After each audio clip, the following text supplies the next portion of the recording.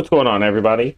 So, as everyone knows, the most recent breakthrough demo has arrived for everyone. As much as the breakthrough demo is like okay, it doesn't really. It just showcases some enemies. What I actually want to showcase is the update to the firearms that happened. A lot of firearms have been buffed crazily.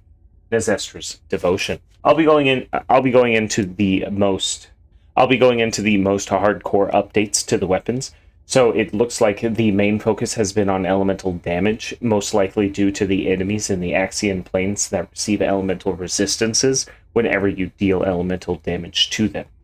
The biggest change is going to be with the handguns and the hand cannons.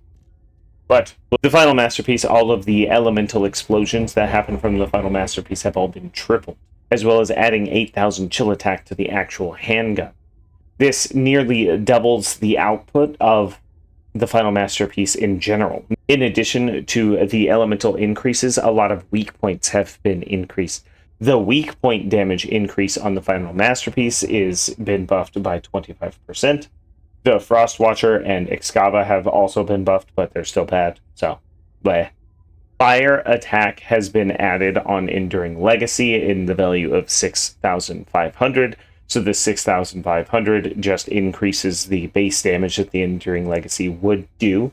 But in addition, a 0.85 weak point has been added to the weapon. So now that you can build Enduring Legacy for weak point and crit damage, increasing the damage output tremendously. Is it still going to be better than Malevolent or the Last Dagger? Probably not. One of the biggest changes that we had was, in fact, the Thunder Cage. The Thunder Cage sees an electric attack addition of 9,000, almost doubling the actual damage output of Thunder Cage. And in addition to that, the explosion damage of the Thunder Cage has been increased from 200 to 400% of the initial firearm damage. Fallen Hope was so bad that I didn't even build the gun fully, but its increase to firearm attack to a poison enemy went from 30 to 60%. It also tripled the toxic attack that was on base the weapon. The last big increase that we saw in weapons that actually matters, besides the handguns and hand cannons, is definitely the Kingsguard Lance.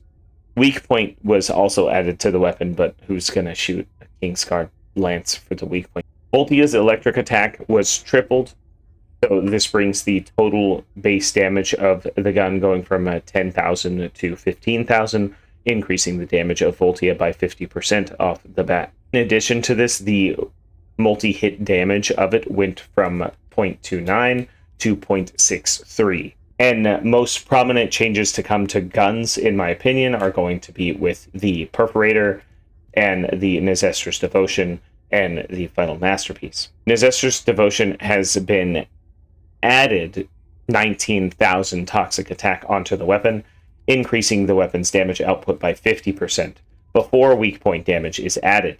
Yes, 5.6 is the new weak point damage modifier on the hand cannon, which more than doubles the damage output. And then the Perforator got the same treatment. The Perforator's weak point damage is up to 6 times on the base gun before mods. Now, personally, whenever I test stuff inside of the lab, I like testing it on a level 1 Annihilator in the training yard, is because it has no defense or close to no defense, so you can see the raw damage output of the gun.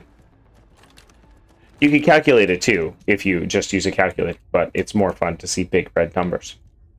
On my Perforator, I prefer Special Sight. This particular one is not built for Glay, and still does 17 million damage. That is quite the beefy number for just a Perforator. I do not have a Nezestrous Devotion cord because it's bad. However, Nezestrous Devotion can see play coming in the future, especially with Nell, with everything being a weak point hit. Also, with Nell, you don't have to worry about getting weak points, so the recoil becomes less of an issue. So guns like the Perforator on Nell are going to become very, very good. There's some other changes too to the updates, but I really think that these are going to change a lot of people's guns and build options coming into Season 3. The reason that I'm not going to build a whole bunch of Descendants or rebuild any of Season 3 is because this Season 3 of the first Descendant is going to come with a lot of balancing for the Descendants, and a lot of those builds are going to change regardless. Although they might not change that much, I just don't want to pour a whole bunch of time and resources into something that's going to get thrown in the garbage. So with that being said, I do think that people should build the guns that they want for Season 3 going into Season 3, and you'll have a good time. I don't see any of these guns changing, because guns, by and large, are better than Descendants right now, due to Serena. If y'all have any questions about the future of Season 3, drop them in the comments. I'll see if I can answer them. And for the answer to most of your questions about what I think about the breakthrough demo, honestly, I'm a little worried about the demo because it's another desert. I fucking hate deserts. Y'all have a sick day. Peace out. I'm not leaving